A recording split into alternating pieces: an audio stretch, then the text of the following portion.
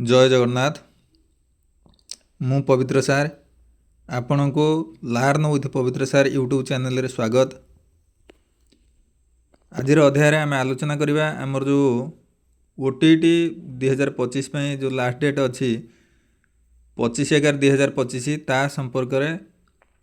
आमर जदि कहीं इन सर्विस रे रहीकि ये ओटीटी अप्लाई करने चाहूँ ताले कौन सब आवश्यक डॉक्यूमेंट सब लगे से विषय रे विस्तृत भाव में जाना। ता सहित आमर बीओ ऑफिस रु आमको कौन सब डॉक्यूमेंट हासिल करने को हम कौ डॉक्यूमेंट सब ऑनलाइन अप्लाई समय निहाती आवश्यक से विषय रे जाना। आमर सर्विस सर्टिफिकेट आम कौन बीओ को केमिति कौन अप्लाई करवा ता सहित सर्विस सर्टिफिकेट फॉर्मेट ता सहित आमर जो नो ऑब्जेक्शन सर्टिफिकेट जोटा एनओसी अच्छी से एनओसी विषय में आम कौन केमिति एप्लिकेशन लिखि बीओ को देबा से विषय आम डिटेल्स जाना। आपण जदि मो चैनल नुआ ताले निश्चित मो चैनल को मोर यूट्यूब चैनल लर्न विथ पवित्र सार ताको सब्सक्राइब करने सहित वीडियो को विपुल मात्रा रे व्हाट्सएप ग्रुप किंबा फेसबुक रे निश्चित शेयर करंतु आ समस्त को पाखरे ये वार्ता को पहुँचातु जमी आमर समस्त शिक्षक भाई भौणी मैंने यार लाभ उठाई पारे। यही रिसेंट रे आमर जो स्पेशल ओटीटी रिजल्ट प्रकाश पाइथिला से जो मैंने सब क्वालिफाई करचंती से समस्त को मो तरफ शुभेच्छा अभिनंदन। आउ जो मैंने रही जाइछंती कौन कारणवशतः स्पेशल ओटीटी अपियर करि पारि नाहंती किंबा अपियर करथिले किंतु त्रुटिवशतः क्वालिफाई करि पारि नाहंती सेमानक पई मध्य गोटे सुवर्ण सुजोग आछि। सेमाने पुणी थरे अप्लाई करंतु आउ ओटीटी क्वालिफाई करंतु। आसन देखिबा हमर कोन करिया को पड़िबो ना हमकु गोटे सर्विस सर्टिफिकेट दबा को पड़िबो। सर्विस सर्टिफिकेट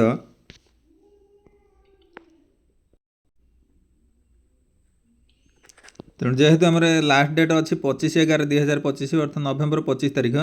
तेणु ता पूर्वर आमको सर्विस सर्टिफिकेट आणिकी आमर रेजिस्ट्रेशन अप्लाई करने को पड़ो। तेणु सर्विस सर्टिफिकेट आम बीओ को एप्लिकेशन देदेले सी सर्विस सर्टिफिकेट प्रदान करेंगे। जो बीओ को एप्लिकेशन देवाई आमर जो एप्लिकेशनटा रो तार फॉर्मेटटा अच्छी मु एप्लिकेशन टे लिखी आपण से हिसाब से लिखिपारे to the block education officer block आउ डिस्ट्रिक्ट लिखिदेवे। तापर सब्जेक्ट लिखा हम request to issue service certificate for the purpose of registration for appearing OTT 1 हो कि 2 बोथ 1 एंड 2 लिखा जापर 2025। Sir, most respectfully I beg to state that I am working as जो मैंने हेडमास्टर अच्छा लिखिपारे हेडमास्टर नहले असिस्टेंट टीचर एट ये school ना लिखा हम school. I want to appear OTT 1 और 2 2025 my service certificate is badly necessary for this purpose. मैंने एथिपाई जेहेतु सर्विस सर्टिफिकेटा मैंडेटरी कर देछि तेणु service certificate is badly necessary for this purpose आम लिखिक अप्लाई करने को पड़ो। Hence I request you please be good and kind enough to issue my service certificate as soon as possible and obliged yours faithfully ना रहिबो designation रहिबो name of school रहिबो आउ स्थान तारीख ये हमर सर्विस सर्टिफिकेट संबंधी तथ्य। सर्विस सर्टिफिकेट पई आम जो अप्लाई करने को जीवा सेतेबेले आम हेडमास्टर पाखरु गोटे फॉरवर्डिंग लेटर करिक नबाक हम। फॉरवर्डिंग लेटर सहित ये सर्विस सर्टिफिकेट इश्यू पई एप्लिकेशन दुईटी जाक आमको बीओ ऑफिस रे दाखल करने को पड़ो। सी जो सर्विस सर्टिफिकेट प्रदान करेंगे सी सर्विस सर्टिफिकेटर फॉर्मेट को देखूँ जोटा ऑफिस ऑफ द ये सब तांकर बीओ ऑफिस तरफ पूर्ण हम ना निजे जदि पूर्ण कर नंबर पड़ो डेट पड़ो to whom it may concern ये क्या दिहब ना आम जेहेतु अप्लाई करवा ये फॉर्मेट रे आमको सर्विस सर्टिफिकेट प्रदान कर। This is to certify that एडी श्री श्रीमती कुमारी ये आमर रम नाटा रज वर्किंग एज आमर HM हूँ कि असिस्टेंट टीचर हूँ ये पड़ो आट आम स्कूल नाटा रज her date of joining in the service is अमुक आमर जो date of first date of जॉइनिंगटा पड़ो सर्विस रे से डेट ऑफ जॉइनिंग पड़ो the school in which is working is ये पड़ो केवल गवर्नमेंट जो मनकर गवर्नमेंट एडेड स्कूल होकर एडेड पड़ो school under the administrative control of the government of Odisha department of ये school and mass education department having UDISE code ये आपण विद्यालय जो मैंने अप्लाई करेंगे स्कूल कोडटा पड़ो यूडाइस कोड बीएससी ओडिशा कोडटा से ऑफिस तरफ ये पकईकि आमको ये सर्टिफिकेटा प्रदान करेंगे आर सील सिग्नेचर करी आमको देले आम ये सर्टिफिकेट आम जो अप्लाई करवा ओटीईटी जो अप्लाई करवा सी समय आमको यहाँ प्रदान करने को पड़ो आ गोटे हूँ आम जब एनओसी आम जो अप्लाई करती नो ऑब्जेक्शन सर्टिफिकेट तापाई आम बीओ को लेखा दे पारे गोटे एप्लिकेशन दे पारे ताकर कौन से ऑब्जेक्शन ना बोली सी लिखित आकार में आगु आमको प्रदान करेंगे ये अवश्य आमर विशेष दरकार ना तथापि जो मानकर आवश्यक से मैंने यही हिसाब रे एनओसी बीओ ऑफिस रे अप्लाई करेंगे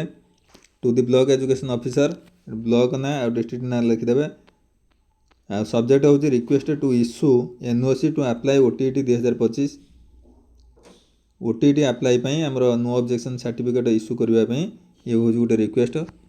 सार मोस्ट रेस्पेक्टफुली आई ये आमर जे एप्लिकेंट तांकर ना रहिबो असिस्टेंट टीचर स्कूल ना beg to state that the OTET examination is going to be held on 17 December 2025 17 December 2025 रे आमर ओटीईटी एग्जाम होबाक जाउची last date of online registration is 25th day of this month यार last date हूँ 25 तारीख November 25 तारीख हूँ last date I am interested to appear OTET मुझे ओटीईटी रे ओटीईटी अपियर करने इच्छुक बा चाहूँगी no objection certificate is mandatory for this purpose यही अप्लाई करने जो ओटीईटी रजिस्ट्रेशन करने को हेले एनओसीटा मैंडेटरी अच्छी निहाती आवश्यक से आम एनओसी